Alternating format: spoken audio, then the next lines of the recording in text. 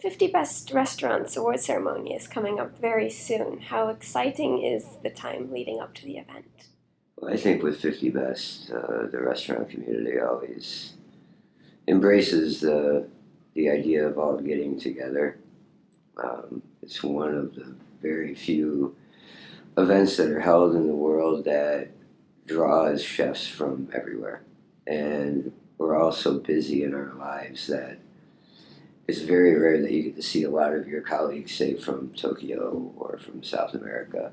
So it's always nice to have a couple of days, whether it's in London or New York City this year or wherever they're going to take it eventually, just to catch up with people. The list is great because it brings together chefs that have then bonded and worked together, Hmm. developed new trends. Can you tell us about a couple of memorable collaborations? No, it's not really. It's not really a work related get together when we go to the top 50. It's more. It's actually the opposite. It's once in a very. It's very rare for us to all get out of our kitchens. So typically it becomes much more of a relaxation. We go out for drinks.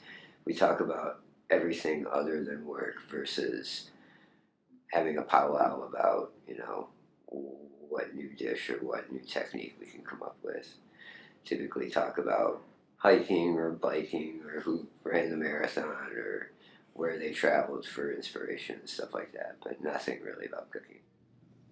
Alinea has been steadily on the list since 2007.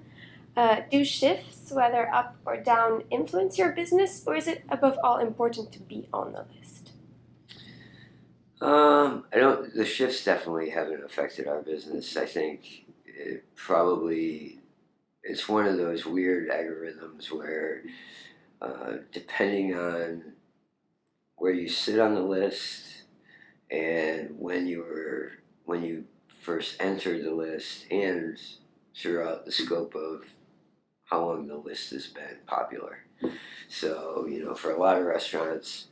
Um, Certainly, any restaurant that holds that number one position would make a significant difference. Anything from there to 50 is far less impactful in terms of business. The first time that you enter the list is always exciting and tends to get a lot of press and notoriety, especially in your home city. But over the last, since '07, it's pretty much just been a constant for us. We're very lucky. Is that one chef that should definitely be on the list according to you, but still hasn't made it? I would say Yoshi Takazawa. He has a two-table restaurant in Tokyo, and um, a young, energetic, highly creative chef that works through the traditional Japanese lens, but has a very global approach to creativity and cuisine, and somebody that I admire, and I think that has somehow been overlooked a bit. The 50 Best list has been also criticized for its lack of prominent female chefs and the fact that there's an award for the best female chef to make up for this imbalance. Do you think that is still necessary today, and do you think we'll see more female chefs this year? It has a lot to do. All of these lists have a lot to do with mathematics, which is what people don't really understand. And in this particular case, the fact of the matter is there's less women chefs than men. That's just a fact. So therefore, if the pool is smaller, you're probably going to have less represented on that list. And that's just a simple math equation. So it really is impossible to say. I think in the future, when there are more and more prominent women chefs, I assume that more and more will become present on the list. And can we ask who is your favorite woman chef? I mean, there's many. Alice Waters jumps right to the top of my head, having just transformed American cooking, over the last 30 years. She would be somebody that I feel very strongly, while hasn't been in a kitchen or had the media presence by owning Chez Panisse for quite some time, still has taken food-worthy agendas recently with school lunches and that sort of thing, and really made a powerful impact. And do you think that the American food scene is well represented on the list? Yeah, I think you're always going to be able to find some holes here or there, or have biases, right? Um, but I think overall, the U.S. is represented well. Yeah. Alinea is very popular in Chicago and globally. However, there may still be some people who haven't heard of it. How would you describe it to them? Well, Alinea has always been about constant evolution, and we've been open now for almost 11 years, and we just went through a major renovation.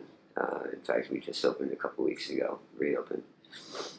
And I think that's a true testament to what we've tried to accomplish here at the restaurant, which is constantly pushing ourselves to change, not having dishes that become part of a repertoire that ultimately cull creativity. We always want to be fresh and thinking about new things. So and we try to pride ourselves on not having rules because we feel those confinements are just restricting to our creativity. So we just kind of blow it out. And so you don't think there is a point where a restaurant can't progress any further? I I certainly hope not. Otherwise, it'll be a bad time when I get to that point. And there's a lot of buzz about who is going to take the top position this year on the 50 Best. Mm-hmm. There's been Osteria Francescana mentioned, 11 Madison Park, Central. Do you have any idea who do you think will make it to the top position? No, it's completely unpredictable. The same names have been thrown around for the last 10 years, to be honest. I think everybody, there's been a couple of surprises along the way, but for the most part, it really is kind of a crapshoot.